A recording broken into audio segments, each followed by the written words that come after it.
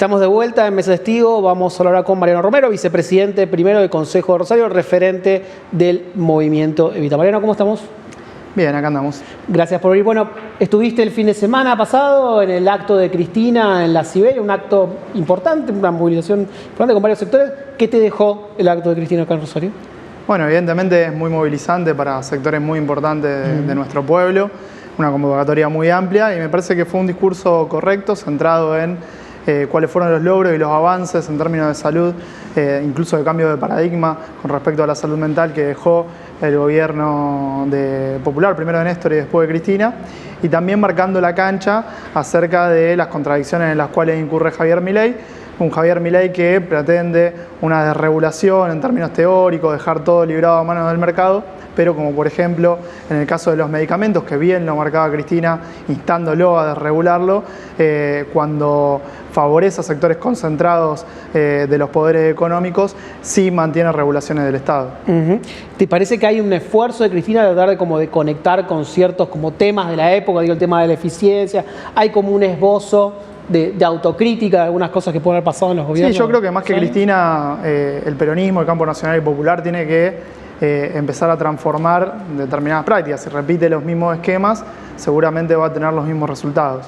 Me parece que está bien la posibilidad de poder cambiar o llevar adelante determinadas cuestiones que implican una profundización de un modelo de transformación social, nunca retrotraer banderas por el clima de época, ¿no? Entonces, me parece que todo lo que habla de mejorar las políticas públicas que vengan a transformar la realidad de los argentinos y los argentinos en un sentido más igualitario, en un sentido del desarrollo nacional, son válidas y son profundas, y es el desafío que nos tenemos que dar adelante para construir una alternativa viable. Si uno ve lo que fue el acto de Cristina en la Siberia al mediodía, después la reunión en Rostower, fue como una especie de estado de situación del peronismo santafesino, con algunos espacios que participaron y otros que no. Digo, el peronismo no participó, el sector de Lewandowski, los senadores. ¿Qué opinas de que esos espacios no hayan estado en ninguno de los dos momentos, no? No, creo que también hay que relativizarlo. No creo que hayan que importar fracturas que no tenemos en la provincia de Santa Fe, más allá de las diferencias políticas internas que la tenemos y mucho. Nosotros, por ejemplo, somos muy críticos del sector del perotismo. Aún así, me parece que estos son discusiones un poco más nacionales y que también atienden a la agenda de cada uno. El caso nuestro, tuvimos que dividirnos porque teníamos una actividad consolidada y muy importante en la ciudad de Santa Fe, en la cual convocamos asambleas ciudadanas y se siguen sumando distintos espacios para construir una alternativa a futuro. Y la verdad que lo que tuvimos que hacer es dejar alguna representación en la ciudad de Rosario, que en este caso me tocó a mí, para poder estar en los dos lugares. O sea que se podía estar.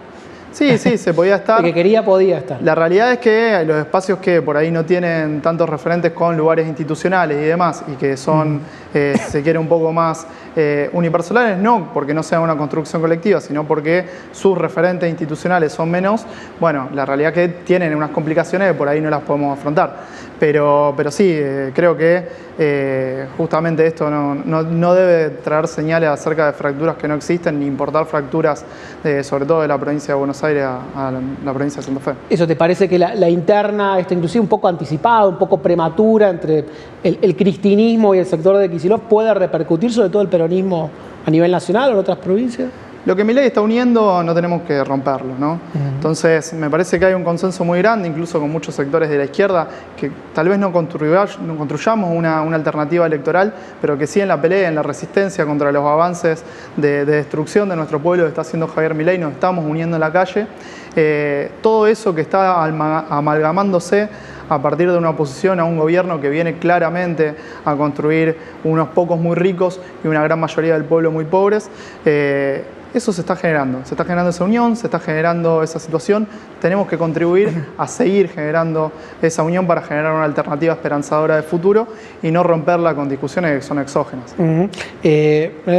Decías, bueno, ustedes tuvieron que dividirse y mencionabas recién, estar en una actividad en Santa Fe con el Evita, con Ciudad Futura, con el espacio de comunidad de Norma López y de Andrés Busato. ¿Qué expresa ese espacio? ¿Cuál es la potencialidad que ustedes le ven para adelante, para el año que viene, inclusive para 2027 y más allá?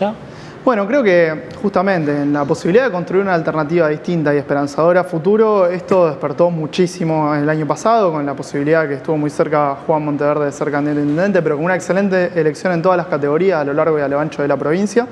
Y a partir de eso se fueron sumando actores. De hecho, Comunidad es uno de los actores centrales de este espacio político. Se fueron sumando actores sindicales, actores sociales, actores de distintas localidades del resto de la provincia que no venían participándose y se van acercando. Independientemente de confluir en alguna alternativa electoral o no, creo que es fundamental este espacio, por ejemplo, el que también nos daremos el sábado en Arquitectura, con una asamblea ciudadana en la ciudad de Rosario, para que todos se acerquen para poder discutir de manera colectiva cuáles son las respuestas que tenemos que dar a nuestro pueblo para transformar la realidad en el sentido que nosotros queremos, que es el sentido de una patria más justa, libre y soberana. ¿Esto puede significar que, por ejemplo, el año que viene vayan por fuera del marco del PJ? No, nosotros no sabemos ni siquiera cuáles van a ser las reglas del juego, pero históricamente siempre mantuvimos una postura dentro del movimiento Evita. De hecho, las últimas elecciones también, en una alianza con sectores que son por fuera del PJ, lo terminamos haciendo por dentro. Pero independientemente de esto, la realidad es que es muy prematuro. Nosotros hoy tenemos que pensar cómo nuestro pueblo llega a fin de año, y para eso necesitamos dar muchas peleas, porque evidentemente hay sectores que lo que quieren es que no llegue hacia fin de año nuestro pueblo, y además no se sabe ni siquiera qué se va a estar votando, porque no sabemos si va a haber ley de reforma o no, y en qué condiciones, ni tampoco el sistema electoral, ¿no? Entonces me parece que es total y completamente prematuro hacer esas aventuraciones. Hay algunos sectores del peronismo que tienen como un balance crítico el año pasado y dicen, bueno, al final el candidato del peronismo terminó siendo un extrapartidario, dice, eso no puede volver a pasar. Sí, yo eso lo relativizo también. Yo creo que el carnet de afiliación al PJ no es una garantía de absolutamente nada. De hecho, el candidato a presidente del peronismo no es afiliado al Partido Justicialista, el Frente Renovador.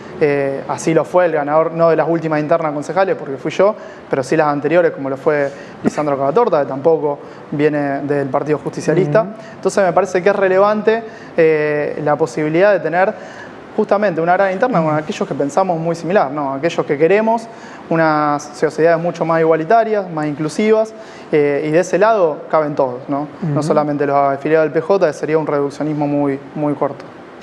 Siempre diciembre es como un mes complejo en la Argentina, ¿no? Como muchos, antes además de ser concejal, es una persona que está mucho en los barrios, mucho trabajo territorial. ¿Qué clima estás percibiendo en el ámbito social? Digo, fue un año económicamente difícil, pero bueno, también con una inflación a la baja. Digo, ¿qué clima estás percibiendo en los barrios populares? Sí, bueno, yo lo que veo lamentablemente, digo, es una cuestión de desesperanza, de resignación, que lo veo muy grave, sobre todo ante la situación nacional. Creo que nuestro pueblo no espera nada de estos tres niveles de gobierno. Ha despertado una esperanza inicialmente de Javier Milei, sin lugar a dudas, simplemente por la esperanza del cambio, pero evidentemente sus políticas van de manera regresiva, sobre todo para los propios sectores populares. Así que lo que veo es una situación de mucha desesperación, pero también de mucha resignación con lo que se viene a futuro. Y creo que lo que hay que salir es a un pueblo que pueda levantarse, dar pelea, empezar a soñar que hay alternativas distintas de construcción y sobre todo tratar de torcer esta historia que se viene realmente muy crítica. Espero que se pueda llegar a diciembre con algunos índices muchísimo mejores. El de la inflación es un índice que sigue siendo malo, porque la inflación no es importante como número en sí misma, sino en relación a la caída o no del poder adquisitivo de los salarios y también de los trabajadores de la economía popular. Y hoy estamos con una economía que está claramente enfriada y hay una baja en la inflación claramente, pero es por la recesión, ¿no? Hoy hay una baja también del dólar porque la gente está sacando los ahorros que tiene y poniéndolos en el mercado. Entonces, esos son señales que son desfavorables, entiendo yo, que no hay que tomarlas en ese sentido y esperemos que este camino se pueda revertir para poder llegar a un fin de año en paz. Hablabas de los movimientos sociales. Bueno, ves que en el caso del peronismo, sin hacer nombres propios, hay algunos sectores que ven a los movimientos sociales como una anomalía, algo medio que tiene que desaparecer en función de un proceso de reindustrialización o normalización de la economía, como pensando como en un viejo modelo de la Argentina que ya no va a volver. Bueno, esa es una discusión que es muy interesante. Nosotros tenemos un posicionamiento muy claro. Muchos interpretan que la economía capitalista está en una etapa en la cual se puede llegar a un desarrollo industrial con pleno empleo, como fue en la época de posguerra. Nosotros creemos que el avance de la industrialización lo que ha hecho es que sobre todo las maquinarias vayan reemplazando al hombre y hay sectores muy grandes de nuestra población que quedan de manera estructural afuera del mercado de trabajo formal en relación de dependencia. Hoy la mitad del mundo del trabajo, un poco más de la mitad en este momento del mundo del trabajo, pasa por fuera del mercado formal en relación de dependencia. Creemos que esa realidad que viven entre 15 y 20 millones de argentinos es muy difícil de revertir aún con planes de desarrollo. No lo pudo hacer los avances en la capacidad de consumo de nuestro pueblo y los avances de la industria nacional durante el gobierno de Néstor y después de Cristina. Y me parece que es un escenario muy difícil. La economía popular, lamentablemente, llegó para quedarse y hay algo que dignificar en cuanto a derechos para los trabajadores y mayor poder adquisitivo. Esa es una interpretación que viene de nuestro lado de la historia. Hay otros sectores que interpretan otra cosa y desdeñan a los movimientos sociales o a lo mejor lo valoran como una etapa transitoria. Nosotros creemos que es algo que llegó para quedarse, que de todos modos los movimientos sociales representan organizaciones de la comunidad que siempre existieron y que van mutando de su forma, pero que la realidad del sistema capitalista lamentablemente lleva a tener excluidos de manera estructural que tienen que inventarse su propio trabajo. El desafío es mejorar la calidad de vida de esos trabajadores. ¿Y cómo enfrentaron los movimientos sociales, digamos, esta decisión del gobierno, que hasta ahora la sostuvo, de cerrar completamente el grifo de la ayuda social, tanto a los comedores como a los planes de las cooperativas de trabajo? Sí, en realidad el gobierno mantiene los planes sociales tal como estaban, pero congelados. No, el problema principal son dos. Uno es todo lo que era la posibilidad de poder tener desde la economía popular acceso a la obra pública para llevar adelante el proceso de inserción a través del trabajo, por un lado, y transformar también, sobre todo a través de la SISU, la Secretaría de Integración Sociourbana, obras en los barrios populares. Eso se recortó. Y por el otro lado, en un escenario donde, decimos, pasamos a tener más de la mitad del mundo del trabajo en la economía popular, porque muchos se fueron cayendo del sistema de trabajo formal en relación de dependencia, producto de las medidas criminales que viene llevando Javier Milei, y tiene la inhumanidad de, en un escenario tan crítico, en un escenario donde muchas familias comen tan solo una vez al día, que deja de entregar mercadería a los comedores populares, de todos, no solamente de las organizaciones sociales. La Iglesia Católica, la Iglesia Evangelista, tampoco están recibiendo mercadería. Entonces es muy difícil, si no hay trabajo, si no hay changa, si la verdad que el dinero cada vez alcanza para menos, los alimentos son uno de los elementos más caros se han convertido en el último tiempo y además cerramos los comedores comunitarios, bueno, la verdad que la situación es crítica. Bueno, te hago la última, pensando un poco en tu mirada de la ciudad, ¿cómo ves al gobierno de Hapkin en este primer año de su segundo mandato? Total y completamente alineado con el gobierno nacional y el gobierno provincial. Creo que hay varios ejemplos en este sentido, donde tibios reclamos, como por ejemplo el de la eliminación del Fondo Compensador del Interior, que no fue a la vía judicial, sino solamente con presentaciones ante el Congreso de la Nación, trasladó el costo del ajuste de manera automática al usuario.